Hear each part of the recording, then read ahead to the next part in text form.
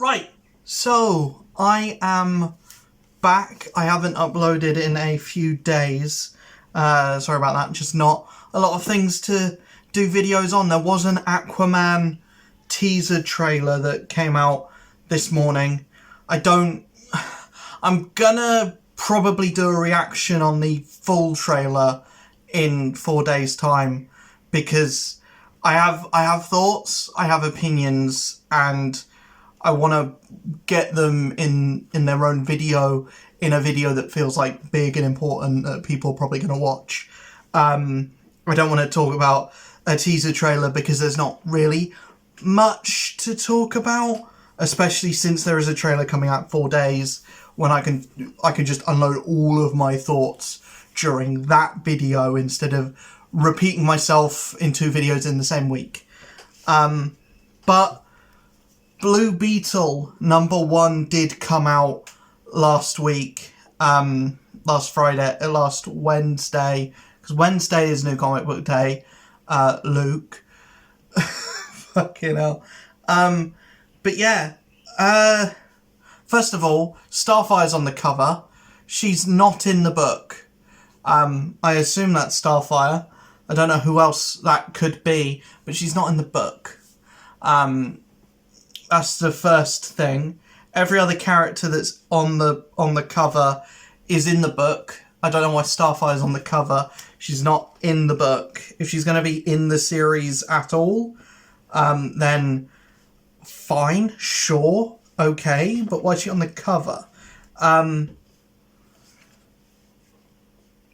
Overall, though, I think this is a fine first issue. I think this is bordering a great first issue, actually. Especially where it leaves off. The final few pages are really good, setting up who the villain's gonna be, and just we don't really have an answer on what the villain is or who the villain is. I assume probably some kind of version of Carapax that we got in the movie. That's what it looks like anyway. They're big, they're red, they're scary. Then, the first thing they do is seemingly kill a quite important character in the Blue Beetle mythos. But I'll get to that later. It does feel like there was a run before this, and I'm sure there was. I think it was called Blue Beetle Graduation Day. I think it was either a 5 or 7 issue mini that probably acted as a tee-off point into this, because there's a lot of stuff in here that you will not get if you're coming off of the movie and you're like, hey, I wanna pick up the latest Blue Beetle #1. You're gonna be looking at this and thinking, what is going on? Because I was looking at this thinking, what is going on? Because you've got these 2 sidekicks that Jaime is trying to train, but supposedly they were villains beforehand. Or there's an off comment of, I'm glad you're not trying to kill me anymore. And I was like, yeah, everyone makes mistakes. But it's let me just Dinestes and Natida. We don't really see enough of them yet, but it's kind of this idea that Jaime is now taking the reins as kind of a tutor figure, or he's training a new generation of not necessarily Blue Beetles, because they're green and gold specifically, but they're a new generation of Scarab based superheroes, or superheroines. I like that idea. I feel like Blue Beetle has been around long enough now to kind of evolve his character a bit more.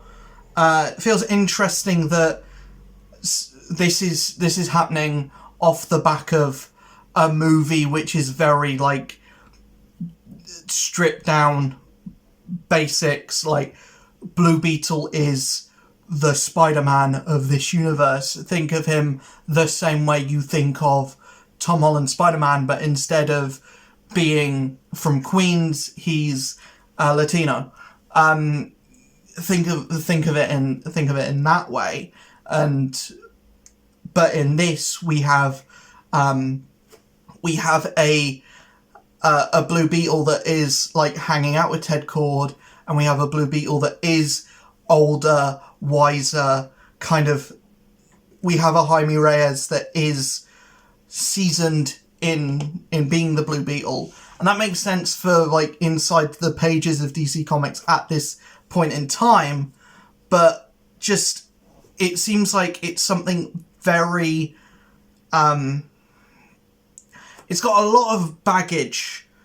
It seems like this book has a lot of baggage for where it's supposed to be a new number one for a character that should be experiencing a growth in popularity because of a new movie, and it feels like this is going to scare people off more than anything. Like I said, outside of all of that, outside of like the new characters that it feels like were built up in a mini before this, and an alien race that it feels like it was built up in a run or a mini before this, that their importance. I'm sure we're going to get some more of that as the book continues, and obviously there's only so much you can do in one issue. But I like this kind of idea of a multi-generation, or like 3 generations of Beetle or like Scarab superheroes existing at the same time. I like the banter between Jaime and Ted. I'm interested to see more of the other 2 characters, the kind of like sidekick characters, where it looks like what they've done with Ted Kord in the book. It looks like they're wiping him out of the picture entirely. We have a villain that again looks basically like, I assume, is going to be what Carapax was in the movie. It's like red, big, mechanical, explosions kind of guy. Looks like that. So yeah, you can see what I mean when I say, is this what they're turning Carapax into? Again, not a character I necessarily am too familiar with outside of the Blue Beetle movie. But I liked what they did with Carapax in that movie. I especially liked the image of just I like the idea of Blue Beetle being quite lanky and spindly. Even when in the suit, he still looks kind of lanky. I like the idea of him going up against really big, buff characters like Carapax, like Black Beetle in the Young Justice show. They tried to do a thing with like every episode he was in of or like the association of him in The Brave and the Bold, in Batman the Brave and the Bold, was in a lot of episodes that Blue Beetle was in, Gorilla Grodd was in as well. So I do like the idea of having like someone who looks small and spindly facing against like someone who is big. It's why people like Bane so much. But yeah, I like that, and what it looks like happens at the end is we have this guy. He comes into Ted Kord's lab base, seemingly doesn't get really wounded by anything in there, and is just like, you've got worthless toys, you're an imposter, you're what are you? Like, who do you think you are? And he's like, I'm the Blue Beetle. And the guy's like, no, you're not. You're just in my way. And then stabs him through the stomach. So it looks like either he's either dead, or taken out of the picture, and he's going to be in a hospital bed for the majority of this run, which is, speaking of Spider-Man allegories, or like where these two books kind of mirror each other, is during Beyond, which was very recent, which happened it's got to have been like 2 years ago now.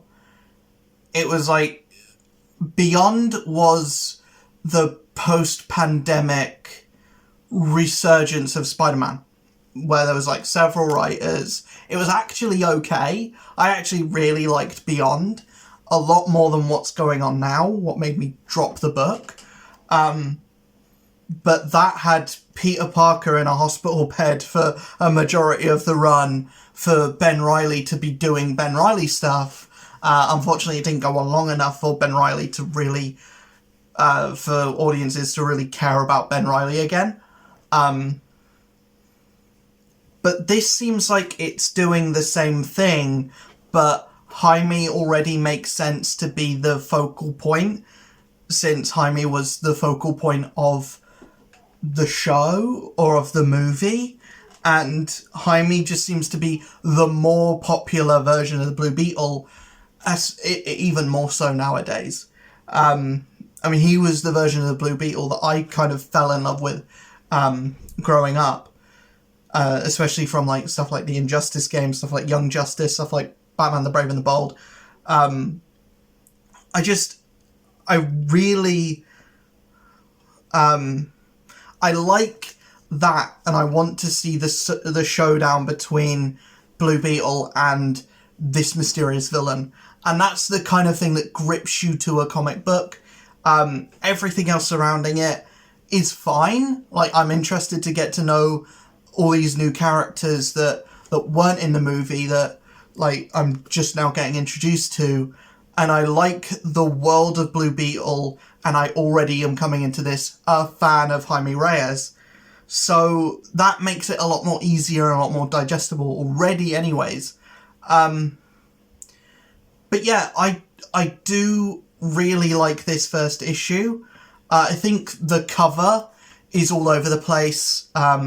It's not my kind of cover where you just have a like vomit of every character that's in the book, and some characters that aren't in the book, that are probably going to be important in later issues, but not important now, or not even visible anywhere in the pages of the actual comic. The artwork itself, like I showed before, great. I think the actual, like, it looks bright, it looks colourful, it looks like everything you would want a Blue Beetle comic to look like. Yeah, it's just a really clean looking book. It feels very animated, like you can almost see the pictures moving as you read it.